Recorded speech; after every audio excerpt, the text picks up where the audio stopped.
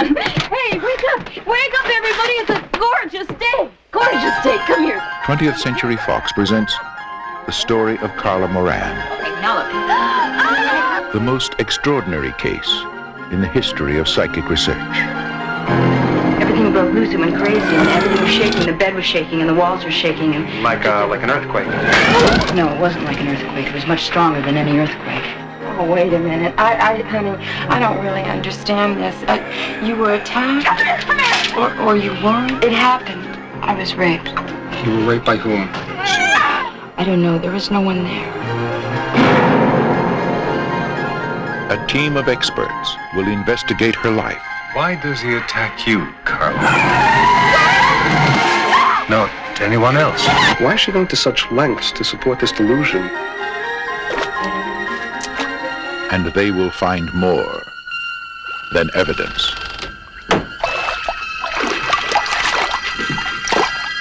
They will find the entity.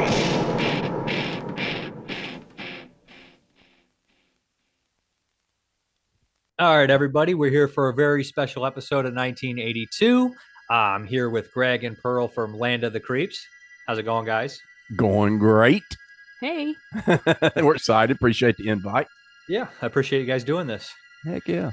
How long you been doing the podcast? Forever?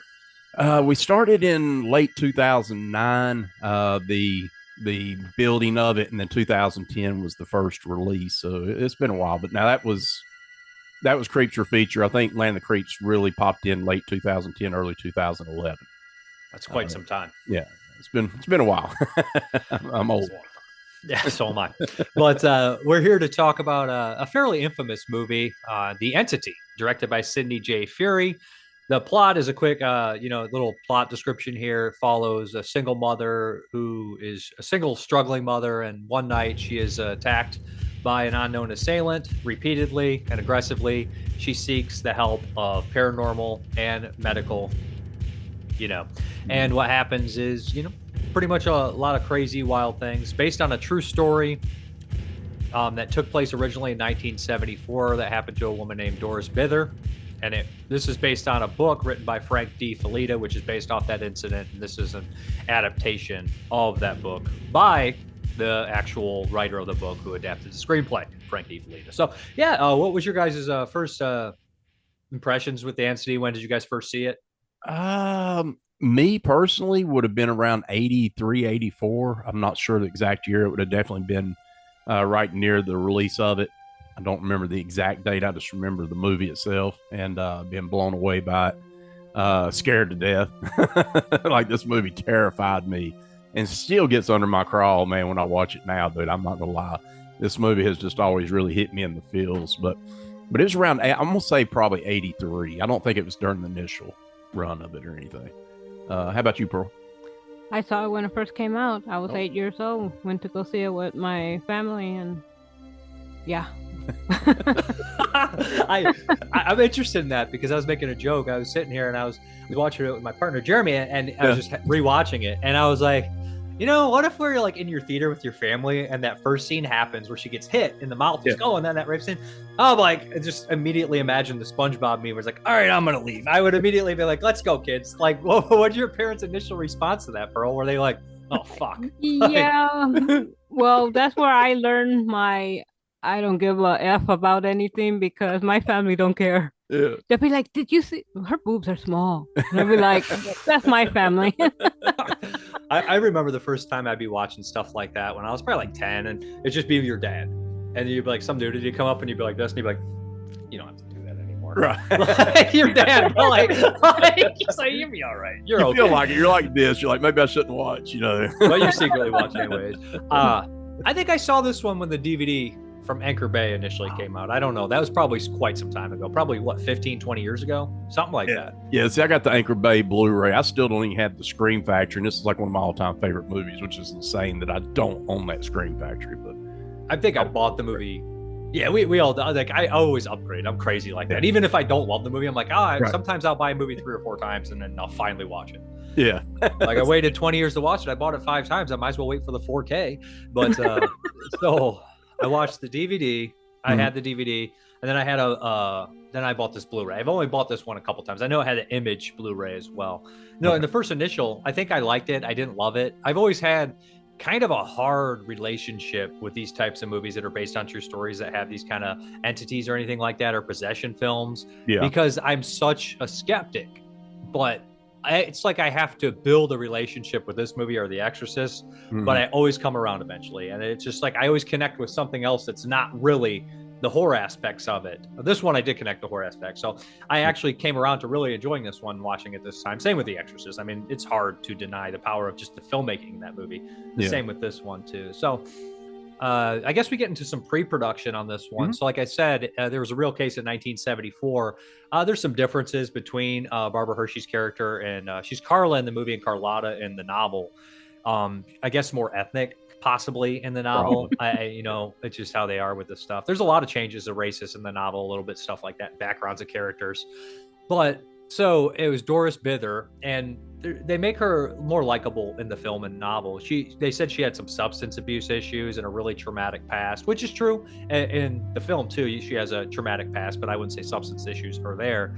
And she was very poor, lived in a condemned house with 4 kids. And she started having the paranormal attacks, and she overheard some people talking about it and approached them. They initially thought she was crazy when she mentioned that she had been, raped by an entity. Spectrophilia is, I guess, what they call it. So they ignored her at first until she brought proof, and it kind of started this big investigation. And nowadays, I think some people look back on it, they don't believe anything because the pictures, and they were young, the people that did it, so they kind of made some mistakes. But Frank D. Felitta got involved with this, and he knew Doris Bither. He made the book adaptation from her story, and then he adapted the screenplay from his book. He cut it down a lot, and he actually did a really excellent job. If you read the book and watch the movie, I think it's pretty much dead on. I mean, I don't think you could cut any more out and make it make sense. And then they made the film, and it was made by a company, I can't remember the company's, American Cinema Productions. Which usually did a lot of tax shelter films, so there's a little bit of shadiness probably going on there. They released some early Chuck Norris films, stuff like that. They the last couple films were like I, Jury, which was originally Larry Cohen production. He got taken away from him, and Tough Enough, which is one of Warren Oates' last films before he died. And this one was kind of one of the last ones they were doing. They kind of failed bankruptcy. It started in 80. This movie was initially shot in 80, finished in 81, which is unfortunate because they pushed it back till 82 and only got released in 82 in the UK, and then United States was 83. Right. So by the time this fucking thing came out, we already had The Incubus, which is kind of a similar story, and Poltergeist. And everybody's going to think this is a big Poltergeist ripoff, but it was actually made before Poltergeist, or around the same time. So in 82 is that you immediately think Poltergeist, and it's the family-friendly version. Yeah. So it's definitely the bigger hit, and it's the one everybody knows. So putting this up or pitting it up kind of against Poltergeist, I mean, it's clearly, the production value is much better on Poltergeist, of course, and the filming of the movie, everything about it is so much more grand and extreme. But man, this one right here is just so visceral, in my opinion. It's just so, there's not a moment, man. It's like it starts right off that key moment, Dave, right from the beginning, like the opening, before you even see a movie, you start hearing the musical cue, and you're like, what in the world? It never lets up. No, that music is really powerful. Charles Bernstein did the score from Nightmare on Elm Street, which I think the first Nightmare on Elm Street has the most underrated score of all those big horror movies like that, tentpole horror films. I think the first Nightmare on Elm Street has that little bit of creepiness that I don't think gets the appreciation it deserves. And I think that's why some of the sequel scores are not nearly as good, because they don't have, that. Even though I think Christopher Young did the second score for part 2. It's still good, but it's not the first one. And the score in this one comes in terrifying, and that opening scene is perfect. It comes in like a Maximum Overdrive. I actually think Maximum Overdrive had to lift the score. No doubt. Probably. It feels like a King things to do. He would definitely take that score and be like, I don't know what you're talking about. What do you mean, Freddy? I don't know who Freddy Krueger is. When he wrote it, he's like, never heard of him. Never heard of Freddy Krueger.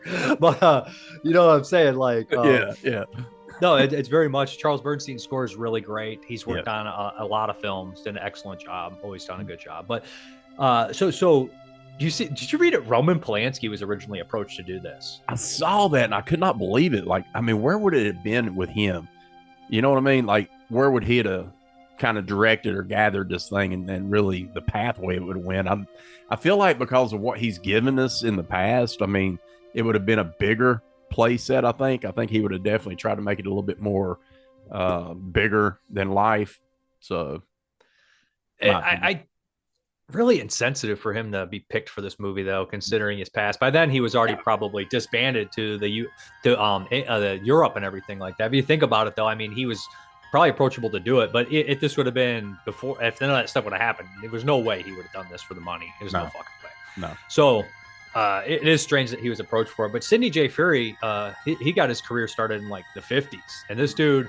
He started off more. He seemed like he almost kind of started like an auteur, but he became like a working director. I mean, he did that movie Allapalooza with Marlon Brando and John Saxon, which is a good Western, and did a bunch of films. And he ended up kind of doing, I say some B horror movies, but he became kind of like, I don't know, like, I wouldn't say bad director, but, you know, just a working director doing what were those, I don't know if I ever watched them, but there was a bunch of those Lou Gossett Jr. movies. Iron Eagle. Iron Eagle, yeah. Did you ever watch any of those? You and Pearl ever watch any of those Iron Eagle? Pearl especially. I have. How are they? Not the great. They're not great. Superman 4. I mean, yeah, well, I'm not a big Superman guy, so I've never watched the Superman movies. And then, to my surprise, when I realized that Master Universe score was ripped from Superman, I was like, because I love Master Universe. I'm like, right.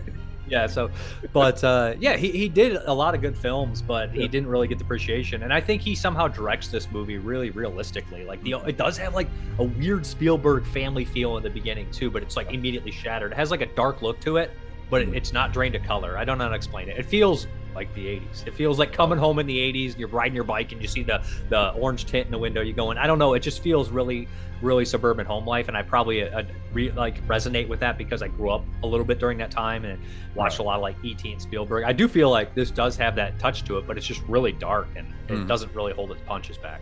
No, it don't. It definitely smacks you in the mouth and doesn't apologize for it. Like you know pretty much, I'd say Pearl would agree with me. I think within the first 15 minutes of the movie, you know what you're getting, and he never wavers from it. And, you know, he never gives you anything different than just smacking you in the mouth with it. Literally. It's visceral. Yeah, it's literally like a couple times. But I don't think it's really an exploitation film, exploitative. Like the first rape scene is done in a fact that you don't really see anything. Right. And it's disturbing. It's unpleasant, as you kind of should be in that. And I think they handle it really well and agree. And Barbara Hershey is the driving force of this movie. Wow. Dude, I'm such a huge fan of hers. And I remember watching this as a child, and there was something about her presence and people say, oh, it's because she's beautiful. Yeah, she is beautiful, but it ain't got nothing to do with that. It was her stage presence, right? It was the fact that I could feel that it almost like she was the real person here. Like she didn't feel like she was acting, like it felt real to me. And that's what I appreciate out of it. I'd never seen her before. So she was new, and I'm watching her and I'm watching her expressions, and I'm feeling like, wow, like she's really being hit. She's really being raped. She's really being going a little psychotic. Like she's doing all these things, and I'm believing her. So it made me invest in her a lot more. And since then, all through, you know, whether you get in Insidious or whatever you want to talk about, I've just been a big fan of hers, really big fan. I feel like she should have honestly gotten an Oscar nomination. I think so too. And I really honestly feel like she should have won the Oscar. I don't know who won in 82, 83. I'm not sure, but should have been her. That's a tough one. Is this your first experience with Barbara Hershey, Pearl? Actually, yes, it is. If I would have saw her in something else, I don't remember. Yeah. But of course, her now and the way she even is in Insidious, I mean, she's great. She also had a couple recent horror films like Black Swan. I mean, it's 15 years old, but that's recent to me. Damn it. Yeah. But, yeah, she's great in that. And Strange Darling, also a great turn into that. She's very funny in that. And she's still beautiful. Like, I'm not trying to knock on the age because I'm old. Yeah. But dude, at her age, she looks smoking. She's very attractive still today, man. And she's got good genes. Yeah. She definitely has a sense of vulnerability. She lets her guard down where she's vulnerable, but she's not afraid to get angry or yell back at people or fight back. She's kind of perfect in this role, and she's perfectly cast. And she's also a brave actress because they offered this to a handful of actresses that did not want to do it, which is some crazy Jane Fonda, Bette Midler. Bette fucking Midler is the one that I'm like, Sally Field. Yeah, like, come on, man. Sally Field I could see. But yeah. Kinda, yeah. Yeah, I mean, Sally Field's done some roles similar to this, not necessarily the paranormal, but she's definitely done the eye for an eye. The eye for an eye, those movies where there might be rape involved or there might be abuse or what. She's done those, right? Bette Midler, what the fuck, dude? There's no way I would have seen Bette Midler in anything.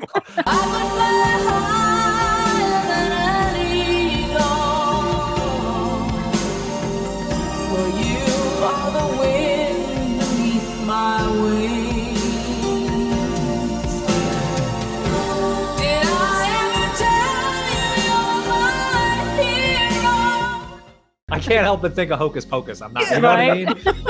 But I could see somebody like Karen Allen doing this. Karen Allen would have been. She could have, but she's like so. You know, Barbara Hershey has just a slight like kind of fuck you edge to her. Yeah. Karen Allen doesn't really, so I'm like, it would have been just more unpleasant too. I guess I talk a little bit about the screenwriter, only for the fact that before this book, the Entity, he wrote Audrey Rose, which is adapted into a movie. I think, was that Audrey Rose adapted in 78, 77?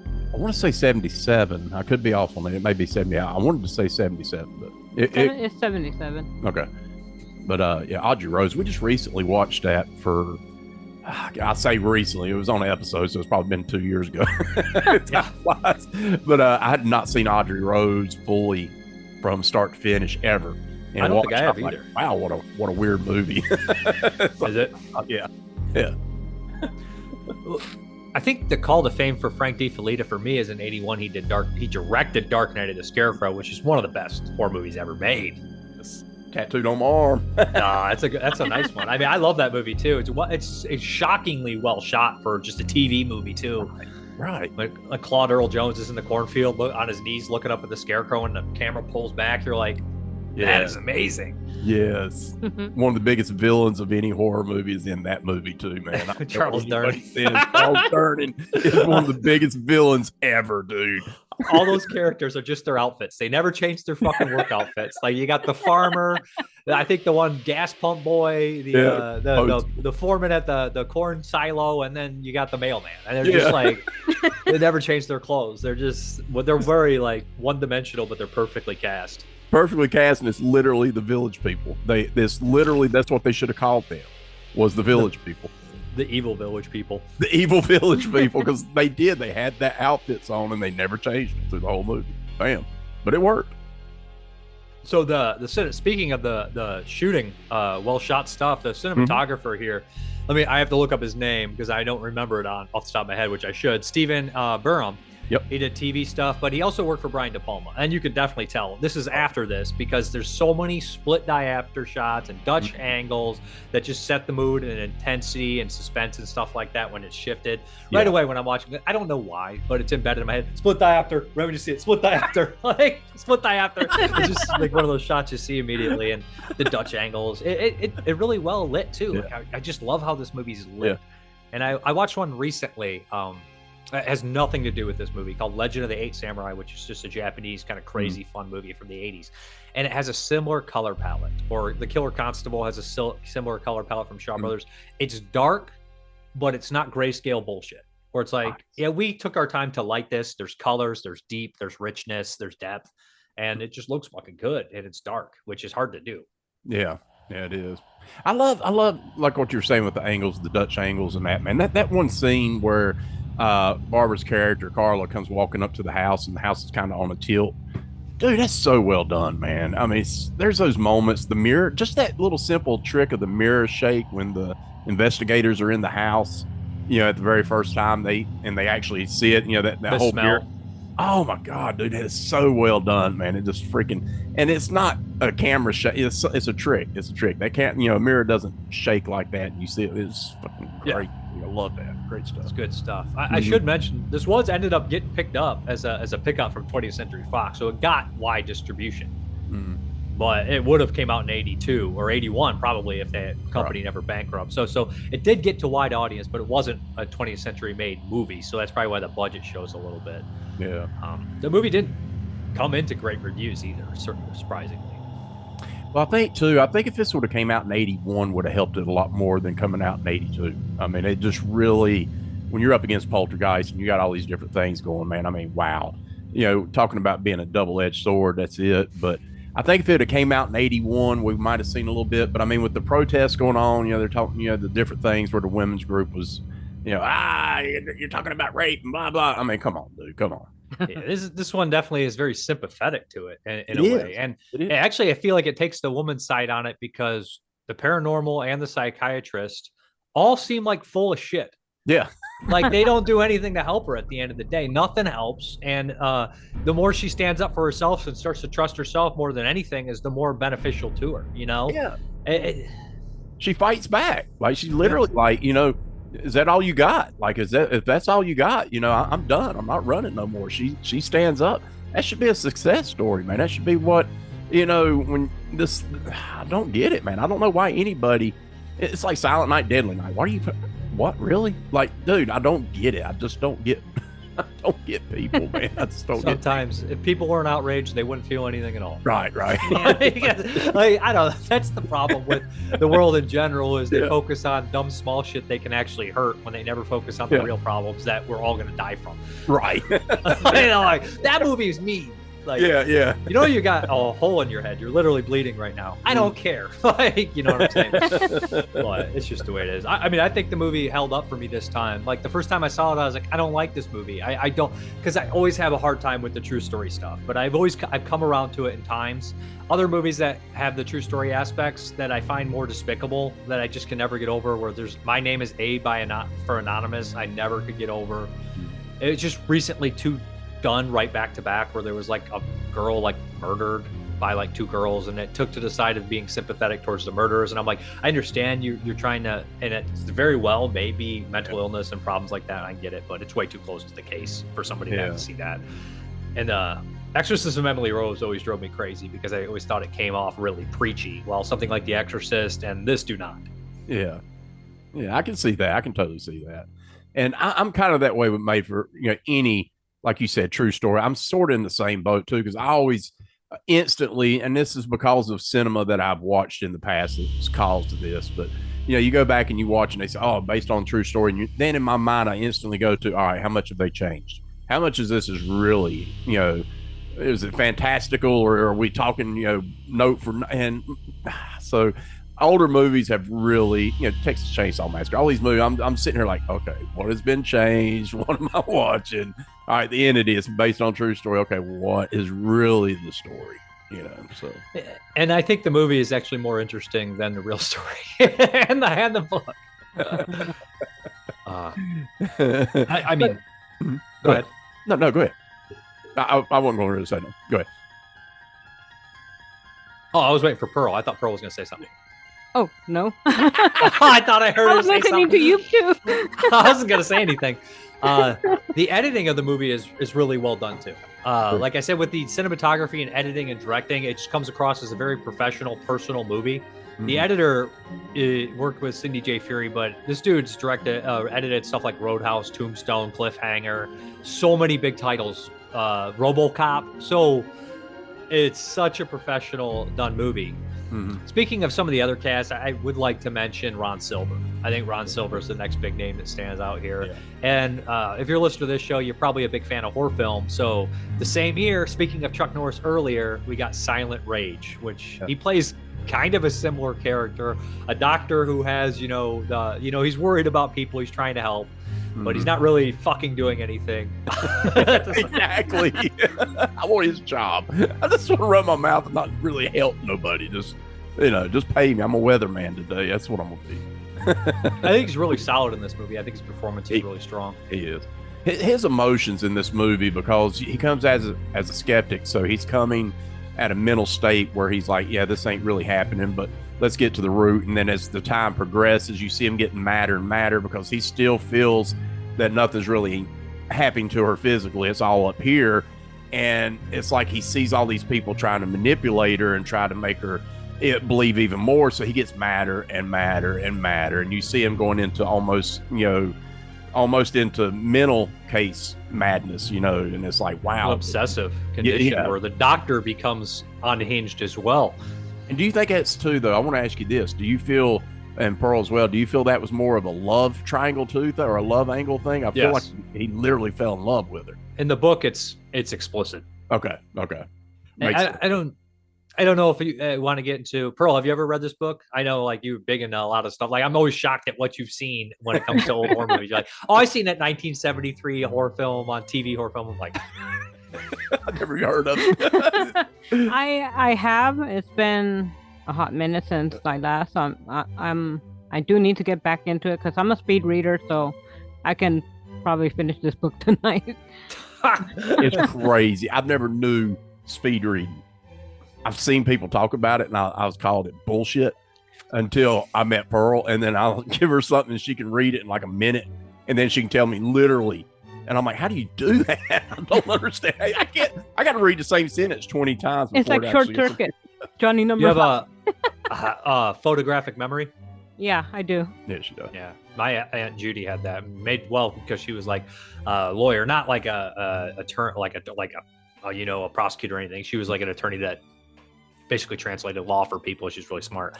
Nice. But so like as we get into like the other cast roundabout, they're all solid character actors, and the next big name would be Alex Rocco, which I love.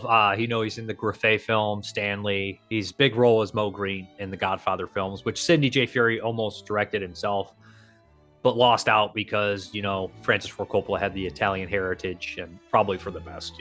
Yeah. But I really like Alex Rocco in this film. I think he's a nuanced character, and he's like understanding, but he also's got that old school kind of like almost like kind of like outdated masculine kind of guy thing. Like, what's going on, baby? What's going on here?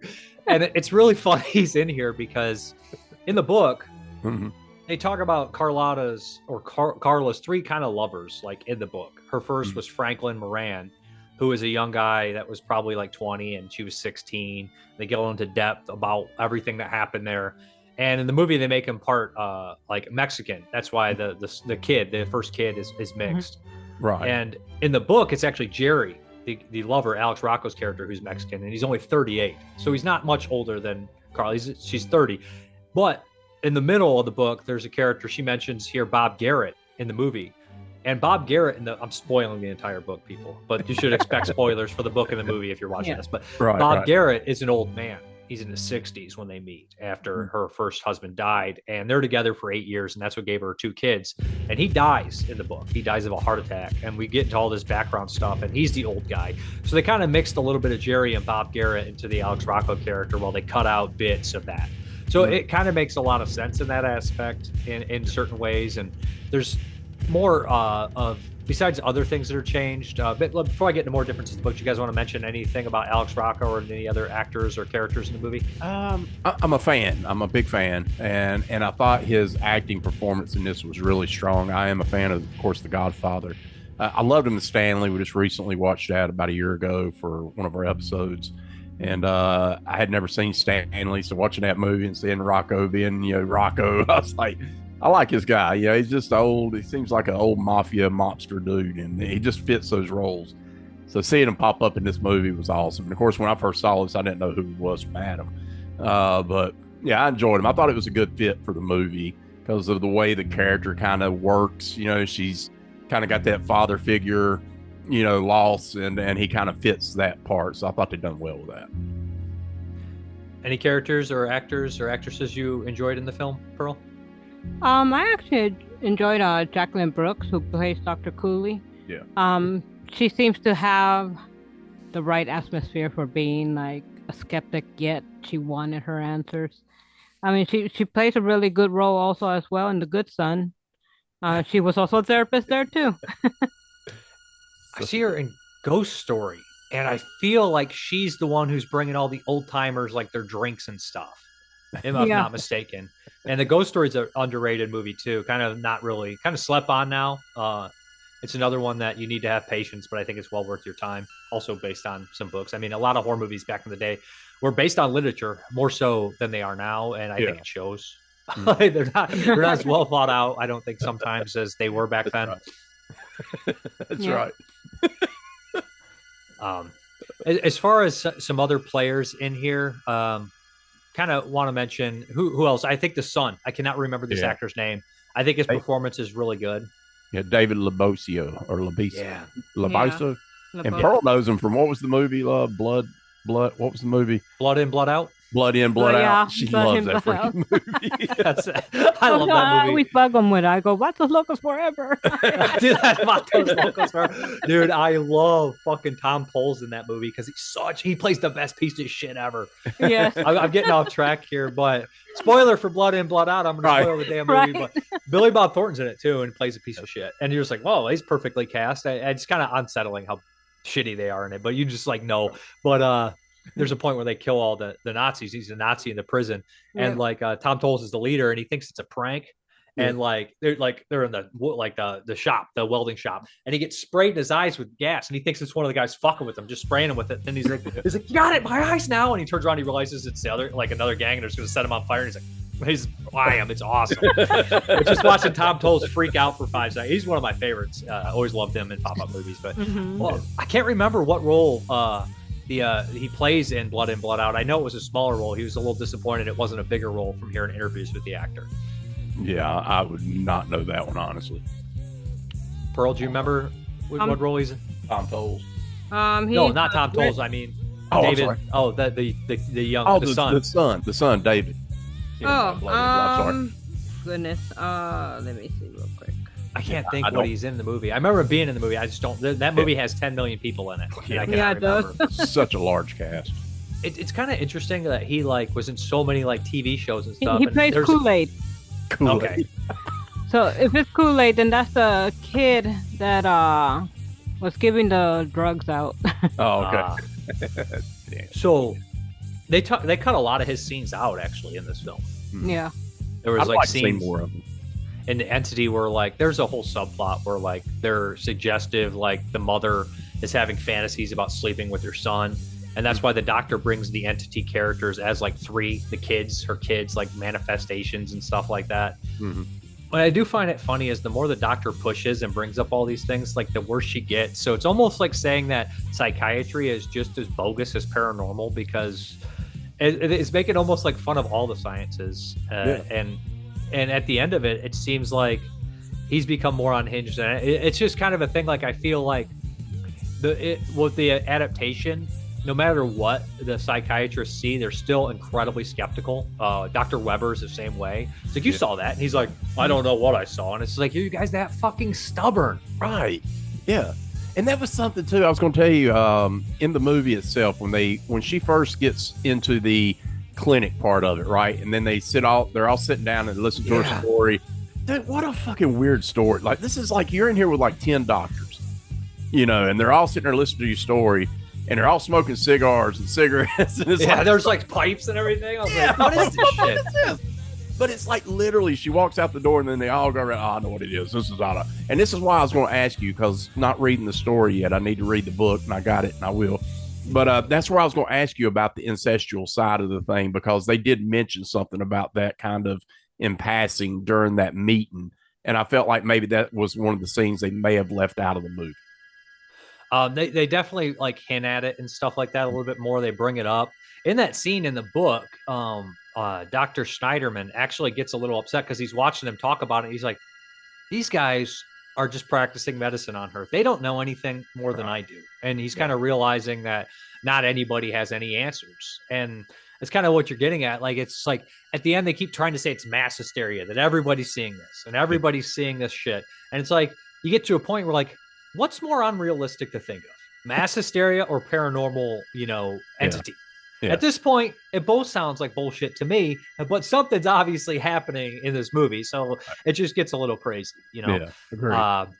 There's a lot of more bureaucracy in the book. There's these giant elaborate arguments about whether to cut the funding of the paranormal lab and all these kind of things like that. And there's a lot more kind of side characters and things invested in here. And they everything's more just in depth. Jerry actually is going to get arrested and get attempted murder charges. Carlotta got hurt way more. It's just a little bit more in depth. Okay. And the ending of the book is a major change too. The ending of the book, I won't spoil that, but it's actually a little bit more downbeat, a little bit more strange in a way wow. than the movie, because the movie just kind of says these attacks kept happening. It's like a non-ending. Yeah, and then it did. She moved, and she's in Texas now, and they diminished a little bit now. So it's like, wait, what?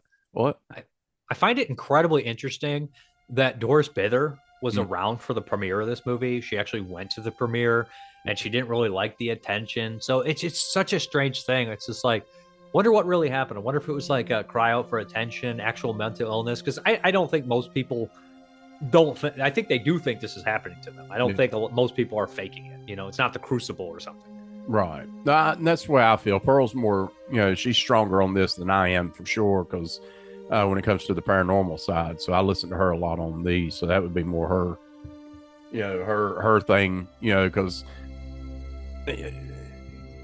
I say this very I grew up dealing with, since childhood, I grew up dealing with a lot of paranormal stuff. That even sometimes I question myself and my own sanity. And then, you learn to pay attention to those around you and the things that really happen. And you know the difference. If like, okay, this did happen. And, you kind of treat yourself in the raw, if that makes sense. I've learned because I've seen things happen now, so there's no denying on my end. So I get people, that has never had any experiences whatsoever. I totally get it because I was there. I have since felt and seen things that just really are undescribable and to me unbreakable, explainable. And I'm like, okay, dude, something's wrong. Which it calls forth the interesting thing that says, are these people just really hyper vigilant on picking up things that other people can't, especially in people's actions or things? Are they possibly schizophrenic, or is it actually some sort of paranormal activity? That's kind of what you get at, and you can see like all these people's points of views in the film too. Yeah, I think the difference then, when this movie came out, there was also more the uproar of Scientology. That their beliefs, and always there's an answer for everything, no matter what it was. Then you try to go against psychological and paranormal, then the skeptics come in, and I think it's a bunch of egotistics, like upon their practices and everything, that someone just wants to be right, the need to be right, rather than actually investigating the situation. Yeah, that's some problems, is people just like, no matter what proof is given, they will not bend. Fold. I've always been a very skeptical person, and I always like, I not to get into the religious aspect, but I'm agnostic. I don't know, and I don't care. But if I see like 4 horsemen come down and hear some trumpets, I'm gonna get down on my knees and I'm gonna pray, because I'm not. That's what I'm saying. Like I'm gonna sell out pretty quick. If I saw that, I'd be asking questions. You know what I'm saying? Like, I'm not religious, but if I see it, I'm like, I guess I was wrong. Hey. I'm not so proud to say I wasn't wrong or not. But but it's just an aspect of it. It's like I'm skeptical until I'm proven wrong. Right. I'm willing to change my mind. I'm like Gary from The Thing, from Speaking 82, where he's like, it's pure nonsense, like the whole time, and then because he doesn't want to realize it's real, and then when he realizes, he's like, fuck, like or Childs, do you believe in this voodoo bullshit, Blair? So like, I understand being a skeptic at the times, and Snyderman almost becomes like, they make it so personal against the paranormal guys, and their science against them, that they just refuse to give an inch, anything like that. Maybe it was something wrong. They obviously know something happened. For the very ending. The ending is almost ridiculous. It doesn't feel like it belongs in this movie. It's their so theory, big. Their theory was group hypnosis. Which makes sense to an extent. Sure. I mean, but it's no more entire group hypnosis and mass hysteria is just as unbelievable to the normal man than a paranormal entity, I think. Exactly. Yeah. And it almost is, right? It is. Yeah, totally. And that ending, you're talking about the big iceberg. Like, who would do that? We're just going to put liquid nitrogen in here. It's like, excuse me? Or exactly. Liquid helium or some shit. I'd be like, no, we're not. We're not doing that. We got this one little room. We'll stand right here. If you stand here, you're in the safe zone. You're okay. It's a double pane glass. You're going to be fine. It's all good. You'll be all right. I don't know what the fuck I'm doing. That was the only part that did get to me. Become like, do you realize if this is 100% real, It's an entity. It goes through walls. It goes through things. You think it's not gonna go through that pane glass? I mean, like, seriously, no, it's people. a safe zone. You can't enter a safe zone. It's not necessarily the glass, but the entity follows the rules of hide and seek. If Right. you make it to the base, it can't get you. Like, oh, Like, I can't touch you're me. it. Maybe she I should made have it ran to- into the bathroom. She should have went in there and hid, because Or you should have been like, it's like when you're a kid and you go outside and like just kind of cold and you're like, I can't. My mom said I can't get wet. Or somebody has like a story.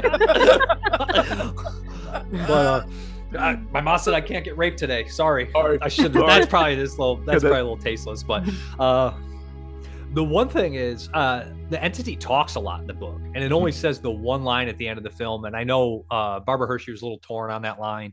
Some people are torn on it. I mean, it's obviously an appalling line. Welcome home, cunt. But it's just, I don't know. Yeah. I don't know how I would have ended this fucking movie. The ending's, it's hard. It is. It is. I mean, how do you end a movie that is supposedly still current? You know what I'm saying? As far as real life, she was still going through it, whatever.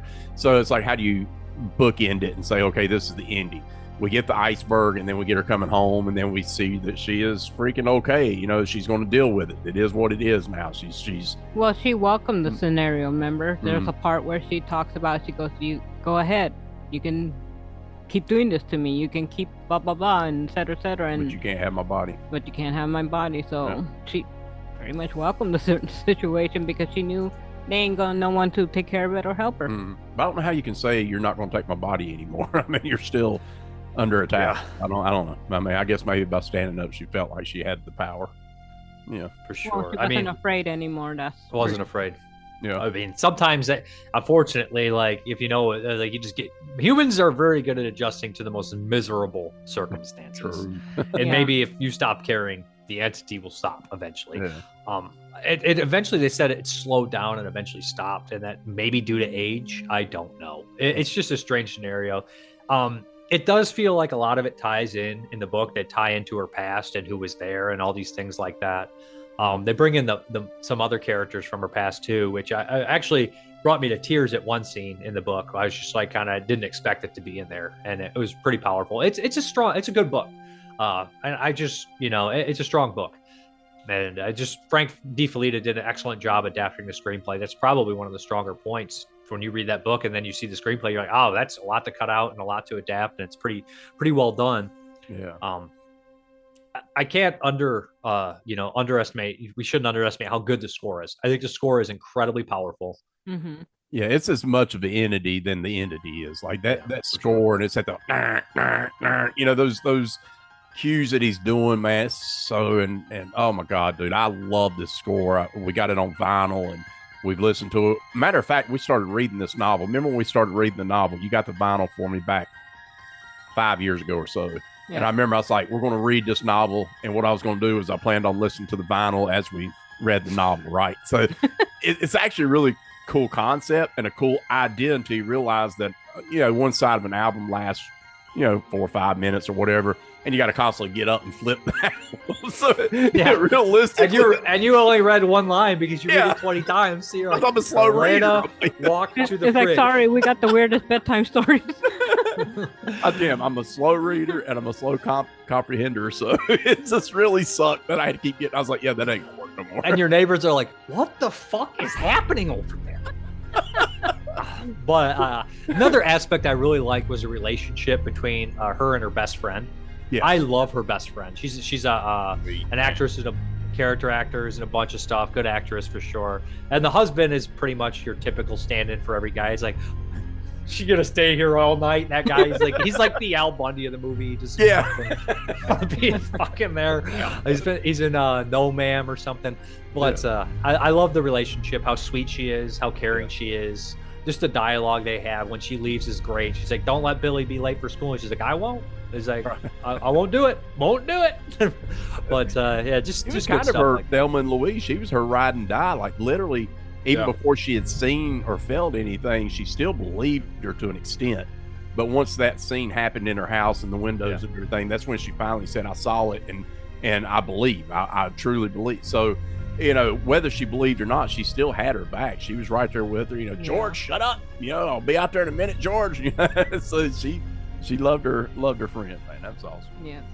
It's an interesting aspect about this is, so, you know, in the original Poltergeist, the poltergeist is more gravitated towards the house. Yep. We don't ever realize that the poltergeist it's attached to Carol Ann, but it never leaves the house until part 2 and 3.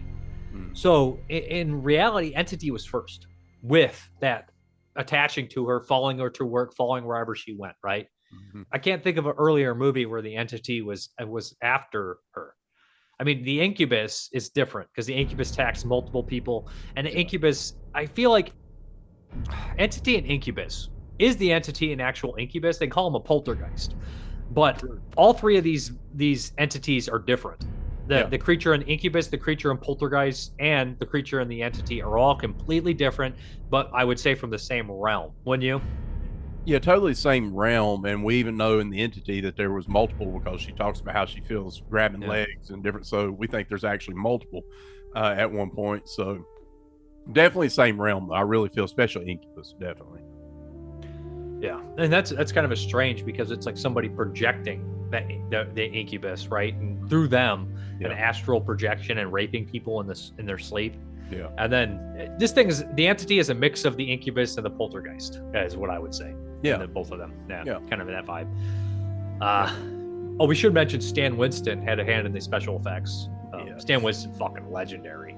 Yeah. And I think a lot of the effects are great, but I do think the scenes show now in like Blu-ray, when she's like, help me, and like her neck's like this, you're like, oh yeah, it doesn't look great. I mean, but it's great for the time, and I love practical effects. It's better than any CGI shit, but full CGI. But I still think there's scenes show a little bit. But Stan Winston worked on it, and a couple of the guys that he worked with from Dead and Buried also worked on the effects. I'm sure that they're constantly overshined in this movie, and people just bring up Stan Winston, but a couple other guys worked on the effects too, and I think they're pretty solid for the movie. Yeah, the breastplate that they used because of the breast, where it looked like she's being squeezed. I remember seeing that as a kid, and it was not a turn on. Most little kids, of a young age, are like, oh, there's breasts. You're a little horny child. And you're like, yeah. It was never that moment. It's just you're watching, and you're like, what in the hell, dude? And then you think, God, that's fucking, damn, it had to hurt shit. And the way they were able to do it, it looked so realistic on VHS, Dave, and you know what I'm talking about. But you're right. When it's Blu-ray now, you're sitting there looking at it, and her face is totally different color than her body, and you can tell she's kind of looking up from the body. And I'm like, it doesn't quite hold up, but at the same time, what the fuck, dude? It still works. It still works. You don't know better, and now you do. It's still good. I mean, it's like the Kevin Bacon fire poker and Friday. It's still great. It's still fucking awesome. And also, it's like that scene. Like, it's not even like Night of the Demons. Like, that scene, you're like, when you're a kid, you're like, oh my God, like Lana Quigley with the lipstick, and you're like, oh, and then it goes in there, and you're like, oh, and you're like, like this one, you're like, ugh. The whole time, like, and Night of the Demons, you're like, oh, you're like, you go from here to here to here. You're like, what I'm saying? Like, it's just because that's totally should be your screenshot right there. That was also who Steve Johnson probably did those effects, and that's way down the line. That's already after Fright Night and Ghostbusters, so it's gotten a little bit more elaborate than that. And I'm sure Steve Johnson probably picked up a lot of tricks from Stan Winston himself, So yeah, the special effects are great. I think what really brings this together is, it has a low budget, but I think everybody, the gears were all moving well. The story is really hard to tell, but you have a great screenwriter on it. You have a great director, cinematographer, an editor, 2-3 really good performances, a great score. Everything about this is just top-notch, professionally well done. If somebody else would have handled this, I can only imagine. If you had a couple weak links in here, how poor it would have been, honestly.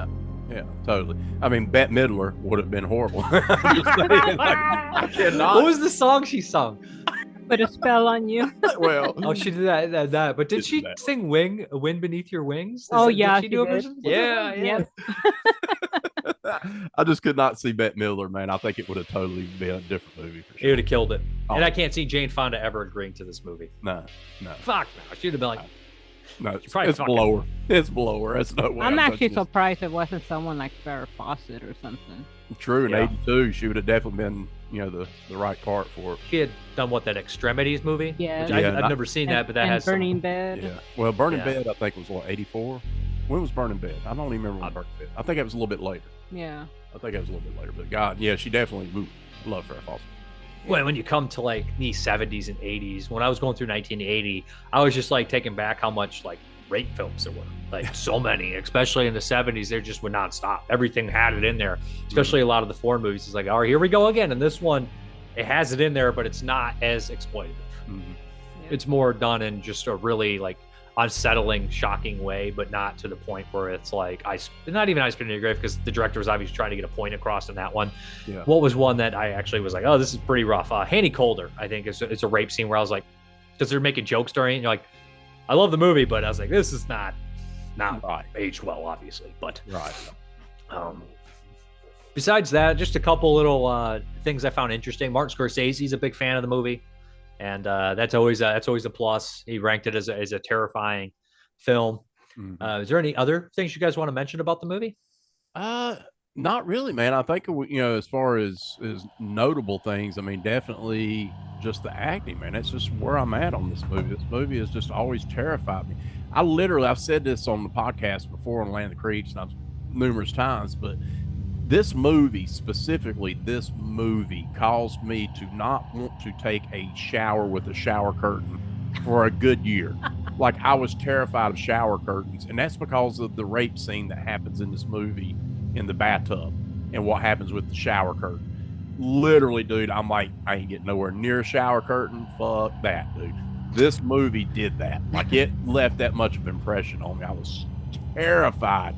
Wash my hair in a sink, take a bath with the shower curtain gone. I was not putting a shower curtain nowhere near me. I was just not doing it because I was expecting that thing to wrap around me and try to strangulate me or something, or rape me in a damn bathroom. Nope, not happening. Every movie has to have a shower scene, or like Psycho, yes, a bathroom scene, Nightmare on Elm Street, Deadly Blessing. It's just, I think in a big movie, it's kind of a pain in the dick because you probably got to remove the ceiling and do all sorts of fucking crazy things. But in a cheap movie, it's just like, hey, isolated location, could be shot anywhere. Every low budget movie you see will have a fucking bathroom scene. And 9 out of 10 times you're gonna have nudity in it, so you got that to add to your repertoire. So it's like, okay, perfect time to get a girl naked, to get her. Here's your Linnea Quigley moment. Let's put her in a bathtub. Speaking Witch Trap, she's taking a shower. She's going to get killed in the shower. Oh, yeah. Never done that before, but that's okay. No, wholly original. And then he meets me, and I don't make the matters any better. Dude, Dave, this girl, man, I'm telling you, my wife did. We hadn't been married, but how long? Not even a year. Not even a year. I mean, this was early newlywedness, right? And I would never lock my bathroom door. And I'm in here taking a shower, Dave. This is insane. Like, fuck. This is why I still have shower curtain phobias, because of her. I'm taking a shower. I'm minding my own business. All of a sudden, the shower curtain opens. She goes, ah! And I'm like, fuck! I'm down on my knees. I'm like, dude, don't ever fucking come in the shower. And then one time I came home early. So there was my shower curtain phobia again. There you Yeah. go. Thanks a lot, Pearl. I'd finally gotten over it. Just got over it. years. Yeah, I scare him more than ghosts do. it took me like 40 years to get over my phobia of a shower curtain, and then she makes it come right back. Just like, okay, go see. Well, I don't know if I have any. There's some stuff that you get over, and then people keep bringing it up, or like keep asking, and then you're finally over it, and then they're like, oh, maybe you don't look. It's like, what? It's like driving you crazy. I hate that shit. Yeah, totally. Like, there's every once in a while you're fine for jokes, and then sometimes you're just like, oh, I'm gonna hurt you. Yeah. Like, I hate you Almost right straw now. dog you here in a second. I hate it here. But so it's just a fun little game I like to do. Better or worse than these 1982 movies? No explanation. Try to say, I just pick which movie you like better. Name the movie for you and Pearl. So we'll go down some of the heavy hitters. The Thing.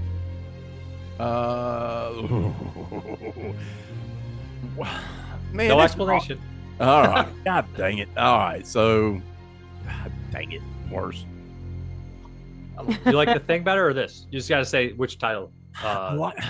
Fuck me. Damn. You put them John Carpenter up. All right. Fuck. All right. Better. I love this better than The Thing. Damn. Ooh. I say it's Pearl? worse for me. Pick The Thing. Okay. I'm also a Thing guy over this. Poltergeist. Better. Oh my God. Fuck. Dave, you killed me. All right, I'm on.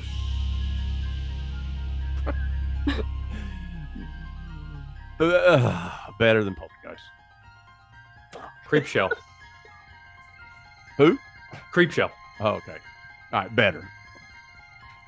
Worse. I also prefer Creep Show. Halloween 3. Halloween 3 better. So yeah, Halloween 3 better. Worse. I think I'm a Halloween 3 guy. So yeah, I agree. Slumber Party Massacre. Better for Entity. Yeah, I like Entity better. I haven't seen it, so I don't know. Oh, never seen that one. That's crazy. I'm like that too. I'm like, yeah, I've seen Zombie Bloodbath 2, Rage of the Undead 6 times, but I ain't never seen The Haunting. Right. There you go. I'd go. I think I'd pick Entity over Slumber Party. Basket Case. Oh fuck me! God dang it! Entity better. Yeah, Entity's better. I like Basket Case. God, I skipped it. Pieces. Oh fuck! God! Damn it! I'm gonna go Pieces. Yeah, Pieces better. New York Ripper. Oh, is that a quacky? You're getting Quack, me all quack. these. Yeah. Yeah. Okay. Fucking Italian goldness. Entity. God damn. Yeah, Entity better. I hate these decisions. Alone in the Dark. Oh, damn good movie. Entity. Yeah, Entity. I think we hit a lot of the heavy hitters. I'm sure there's a couple out there that you love that are just kind of like ones that know, like, you know what I mean? Not up to the level. Yeah. House on Sorority Row. We'll do that one. Ooh, I love it, that movie. I'm gonna stick with the Entity, but damn, I love that movie. Yeah, Entity. Where is my Last one here. Tenebrae. Oh, now you put Argento up against God. Man, I really don't like you right now, Dave. Oh God. Sticking with fucking Entity, man. God bless. I don't want to. Yeah. Entity. Yep, Entity. I love fucking Tenebrae. It's such a damn good movie. 82 is a really top heavy year. Like there's at least like 15 movies that are really great. Like 81 though is like, it's so deep. Like there's like 50 good movies. Yeah. Yeah. And anything Argento, man, because he's my favorite.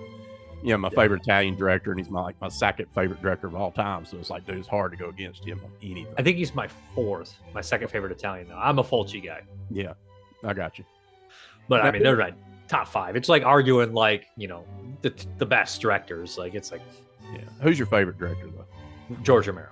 Okay. You're Fulci over there. And you're in Pittsburgh, right? Aren't you in the? No, I'm out of Toledo. Okay. You're okay. Ohio. So I'm a Romero, Fulci, Carpenter, Argento, Cronenberg. Nice. See, those are the best. Yeah, I'm Carpenter, Argento, Hitchcock, and I throw De Palma's in the top 6-ish for me. So yeah, I'm coming right there with you. Fulci would definitely be in the top 5. Mario Bava is also great, but it's just like, it's hard. It's after the five, I can't pick that. If we're talking all directors, not just 4 directors, got to throw some Sam Peckinpah in there. Ooh. Love Sam Peckinpah. Big fan of Peckinpah. Mm-hmm. Speaking of Straw Dogs. Yeah. That's such a good movie, man. God, what a good movie. That's a great one. Very challenging movie, too. Yeah, definitely. What did you think of the remake? I didn't watch the remake. I'm not sure if I'd like the remake. But I might give it a spin. I mean, who directed the remake? I can't remember the name. Oh, God. I don't even remember. It actually turned out, I actually enjoyed it. But, Sam Peckinpah hated that book. He was like, I got a piece of shit book that I didn't even want to adapt. And I just, made the best thing I could out of it. And it's like, why'd you do it? It's because I'm a whore. I go where they pay me. There's like basically sad. And you're just like, oh, wow. Because it seems a lot of shit put into that movie. Yeah. So like you think that he must have loved it, but the source material, because the guy who wrote the book, the Siege at whatever farm, I can't remember it's fucking the name of the book. He did not like that fucking movie. Rod Lurie. Rod Lurie, who did The Outpost, would be the only thing. And not really, no. Yeah. Anyways, he done a decent job with it. I think I really like the British setting with the American in it. I know they're just kind of doing the whole Southern thing, which is typical of American, exploitation kind of style shit. Like, Deliverance or Hunter's Blood, but it's pretty good. Yeah, I love exploitation shit. I love that stuff. I live in Hicks, so I'm right there with you. I mean, hopefully that stuff doesn't happen every time. The banjo's right in my backyard. What are you talking about? We're filming this on a potato. It's like, how you do that? But I do like the one movie, The Hunt, was really fun because it kind of like did something a little bit different. Yeah, The Hunt, where it like kind of reversed shit a little bit, Yeah, totally. But it's fun when they reverse like the tropes on their heads too. Right, totally. Yeah. I love that old I love exploitation movies in general. So any of that shit I love. Yeah, so I think that's why I get into a lot of the Severn films and all these different companies like Vinegar that just release all these. God, it's like I don't say I don't like new movies. I do like new movies, but man, I find myself going to Severn and Vinegar Syndrome and all these places. Like I want all these old movies. I'm like, fuck, y'all killing me. Yeah, it's expensive. Like I don't. Here's my rule. Like I'll buy like my top 2 or 3 from every year, but I don't really buy new movies. Yeah. Like I bought The Substance. I bought The Sadness when it came out because those movies were just like amazing. Like, oh, these are so good, I have to have them. Yeah. And like I think I did buy Pearl and like X and stuff like that. But it's like there's some shit where I'm like, I don't care. I'd rather buy this movie that I'm gonna give 3 stars out of 5 and not even love it. That's from 1984. Because I don't know, it's just like part of being like history to me, where I enjoy just watching all the special features and like it's not even a great movie, but somehow I will probably watch that over a new movie again. It's weird. Like you said, Bloodbath 2. I mean, you're going to watch it. Zombie Bloodbath 2, Rage of the Undead. Yes. I mean, you're going to. I don't think I'll watch that again, but I've seen it a couple times. That's enough. Yeah. But you know what I'm saying? Like you tend to just focus on. That's a '90s one too. I think it's probably like late '90s. Right. But yeah, it's just I love old films. It's just easier. Like you watch a new one and you could come back to it in 3 years and hate it. Yeah. You watch an old movie and you come back 3 years and it's either the same or better. You tend to the jury's already out. It's done.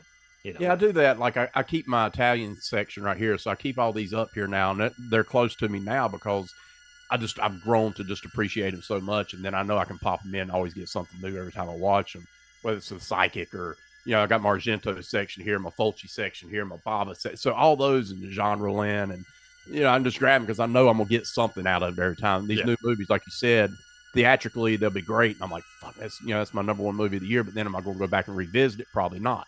Late Night with the Devil, yes, I did, but I love that one too. I watched that a couple times. That was a great one.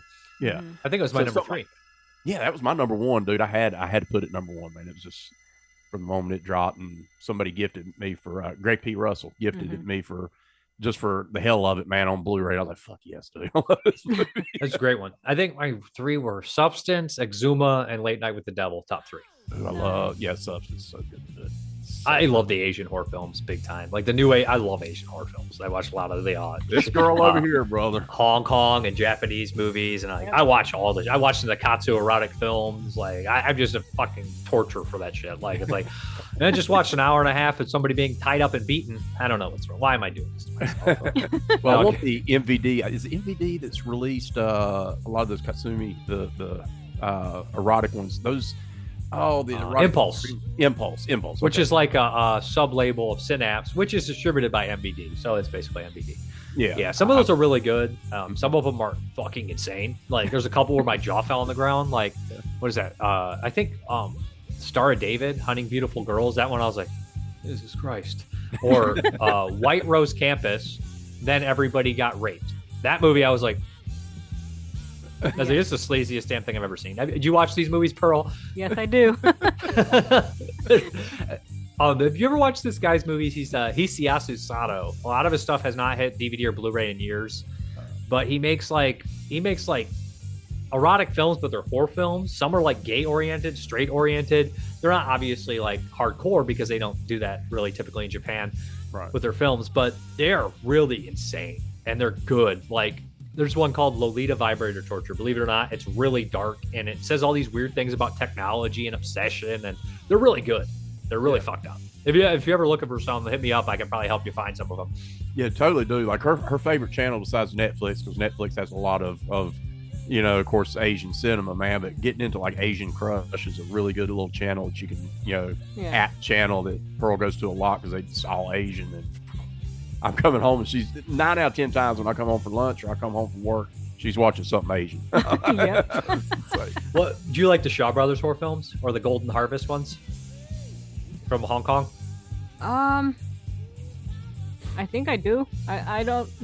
It's hard to The problem with me, I don't remember by director. directors, I look at the picture and be like, yeah, I saw that.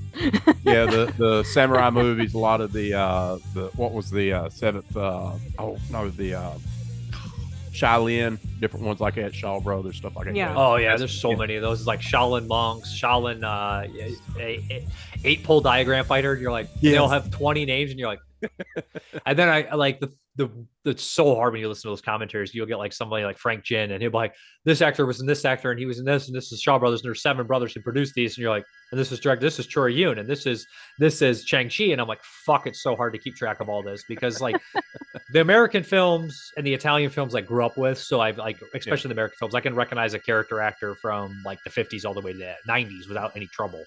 But these character actors from these Asian films, I recognize them, but I don't know their names. So it's like, it's literally, hey, it's that guy. You're like, that guy's in 500 movies. I'm like, I don't know his name. Yeah.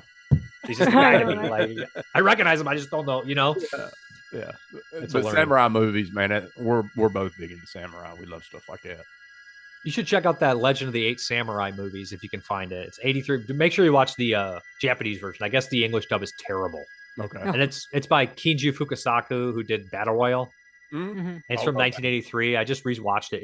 I watched this movie for the first time, and it's so fun. It's like a fantasy epic sword thing, and it opens up, and there's all these like giant battle, and there's these heads, all severed heads, and he's like, there's one missing, and I was immediately taken in. I was like, oh, there's it's so good. I love it. I appreciate you guys doing this. Is there any plugs you want to say, or any last words you want to say about the entity? I mean, it's a masterpiece. It's a 10 out of 10 for me. A definite purchase. I need to upgrade up to the Screen Factory, which I haven't, but I will. But no, man, I just really enjoyed the invite. You can check us over at landofthecreeps.blogspot.com, the podcast on all platforms if you want to do that. My YouTube channel, which I don't even know how to find it. Greg Morgan numbers. Whatever. Yeah, just shoot me all the links, and I'll put them in the I'll send you description, and you can click on them and everything like that. Yeah, cool. So that's my plugs, but appreciate you being on, or me being on. Appreciate you coming on your show, Dave. That's awesome. Yeah, I appreciate you guys doing it. I'm always trying to branch out and have people that love films on the channel talk about movies. Hell yeah, I've enjoyed it, Pearl. You know what? I'm gonna point out that if people want to know the story through the eyes of one of the kids, which is Brian Harris, check out ghosttheory.com, where he gives his interview about how things really happen and what he remembers and all that stuff. Nice. Oh, that's interesting. Is there any details on that? Like, I should have read that. I was trying to look research and. Well, there's some details. Like, you could tell by his wording that he is still traumatized. Like the Amityville kids, right? Yeah, he talks about like how all this changed the dynamics, like how his older brother became very aggressive and evil towards all them all. He would hurt them. He talks about like how when the paranormal people came over and how they took pictures and how he would see green mist. He would talk about like how they would hear everything in the next room, and he would be scared, and at first he didn't believe, but then they started getting hit and hurt. And then he talks about, the passing of his mom, how when that literally everything stopped about a year or two before she died, because she was so weak and sick that pretty much her horror ended around that time before she died. Hear me out. What if there's no such thing as paranormal activity, but people literally have telekinesis like Carrie, and they don't know how to control it? Well, yeah, that's what he kind of pointed out as well. He was talking about that, what the other lady said, that RSVP, because they're saying that if you have like a lot of brain activity that people don't use, because we only use pretty much 10% of our brain, but the other ones that know how to use more can possibly move things like the way Carrie and all that they, exaggerate about, but honestly, it's not exaggeration. They say with all the trauma and everything, you can literally legit do things. So they think, because he did talk about her history, he talked about how like she had traumatic childhood. She played with a Ouija board when she was little, just out of boredom and loneliness. So she could have even opened something if people want to believe that side, or or maybe that was her introduction mentally of like something going on with her. And they mentioned when she was a teenager how she had like a lot of abusive relationships, and then that's when she got into like alcoholism. And then she recovered. Her 4 children are from each different fathers. I mean, she had a lot going on, so that is why they point out like, okay, are you sure things were happening? And group hypnosis, because the kids were scared. They remember so much, but what they remember is the fear and abuse. So that's incredibly interesting. Yeah, there's a lot. I mean, that's he says a lot on there. There's I believe 4 or 5 different interviews he ever did, and no more than that. Wow, that's wild. And it is really weird. That whole story is weird. Like when they bring up all that stuff like that, and it seemed in the book like she was molested by her father, who was a religious figure too. So, and the movie never really goes into the religious aspects. They don't. The power of Christ compels you. None of that stuff in there. They all take different scientific approaches, which fail just as miserably as the religious approach in all these movies. So it's very strange. It's really odd. It's just going to be really weird in comparison. But if you ever watch the westerns, like John Wayne's characters were never religious. Right. But you still felt like they probably were religious, but they never brought it out to light. It's strange. And this never really brings up much religion. She turns the channel off on the religion. Almost in the very beginning of the movie, it comes out of the radio and she's like, nope, we're not doing that. Almost like the director's like, we're not bringing that shit in here. We're not even going to fuck with it. Because you have the Reverend on there. So she, like, I don't know if I'm reading into that too much, but she obviously was just not into that whole, the kind of, like media preachers, on the radio preachers and stuff like that. She immediately turned that off. And they made her a much more sympathetic character in the novel than in real life. Not that the real person, Doris Bither, was not sympathetic. I think that a real understanding person would clearly see that she's a sympathetic character.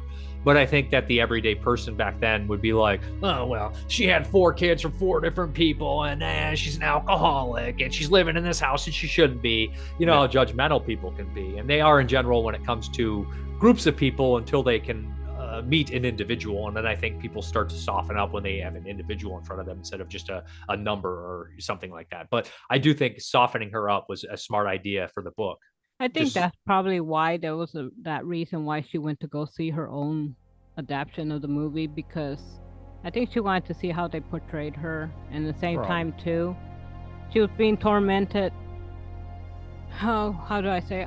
I'm personally gonna say she was tormented mentally because of the fact that she looked for validation everywhere and she was being invalidated by everyone. And I think with the paranormal people, like I said, it was a 2-sided thing, because you got the Scientology and the doctors who they'll have something that makes sense, and her thinking on one edge and then be like, okay, this is not helping.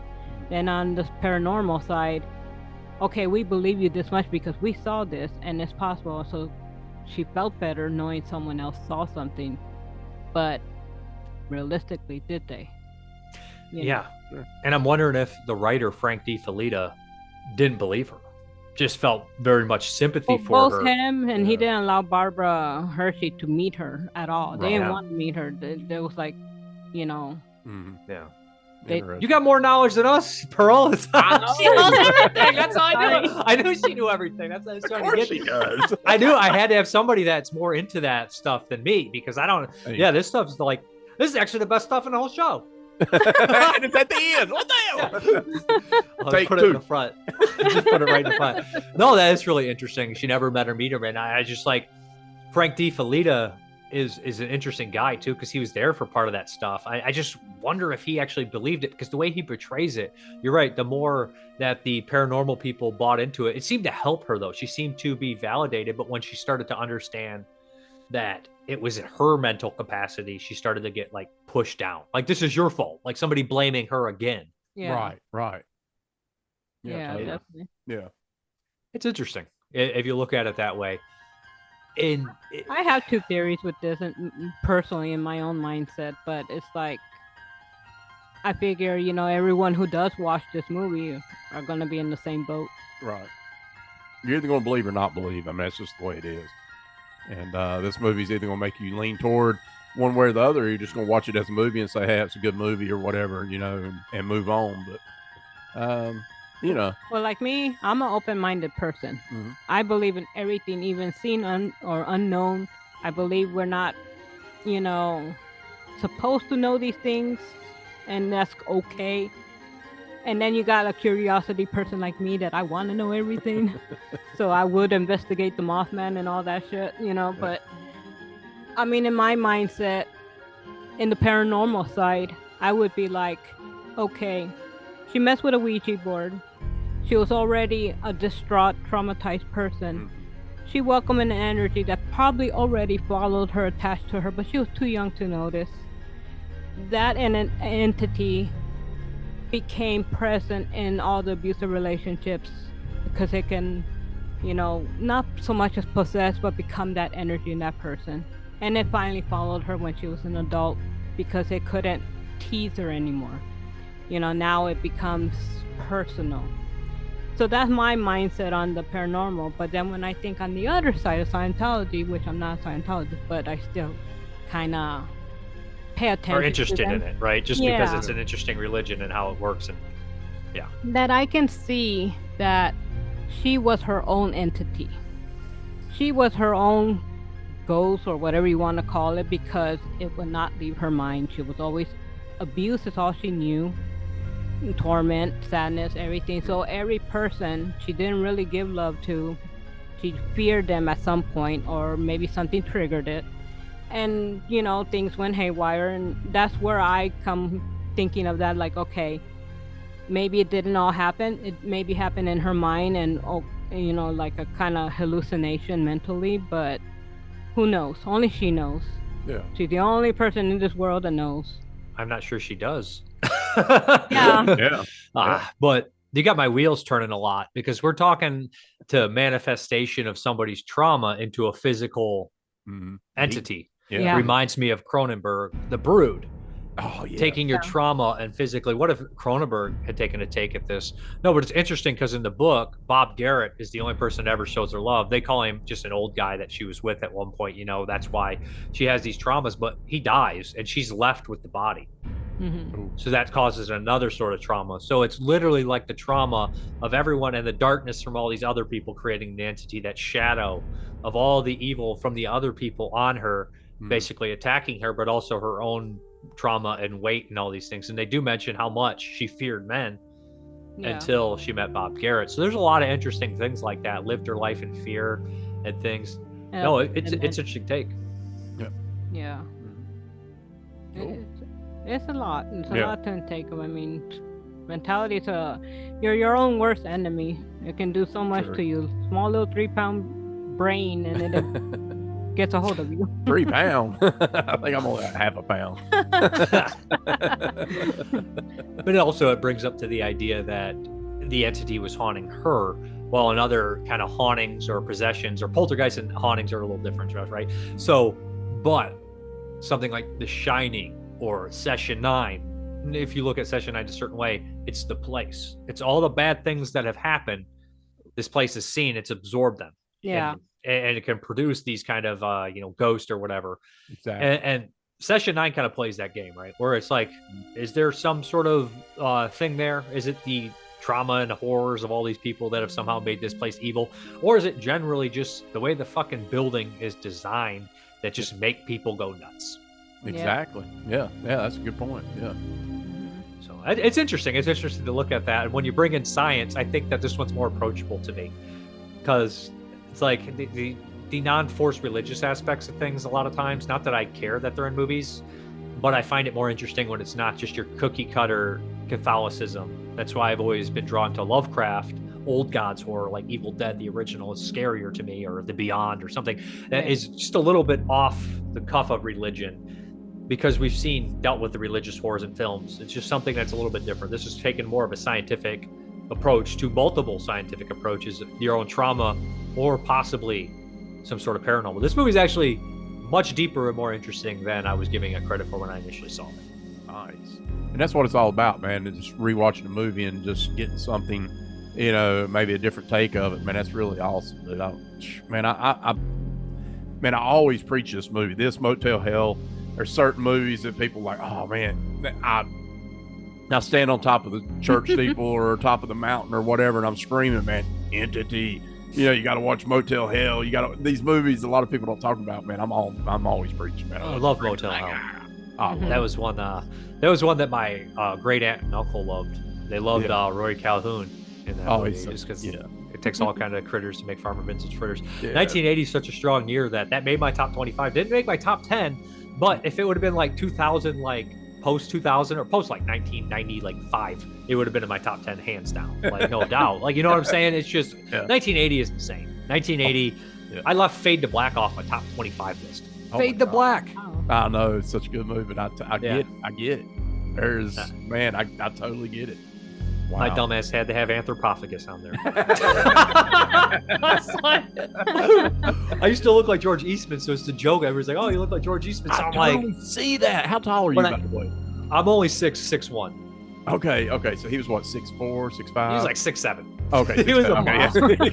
Wow. Yeah, but that kind of deal when I used to have my long hair, Yeah.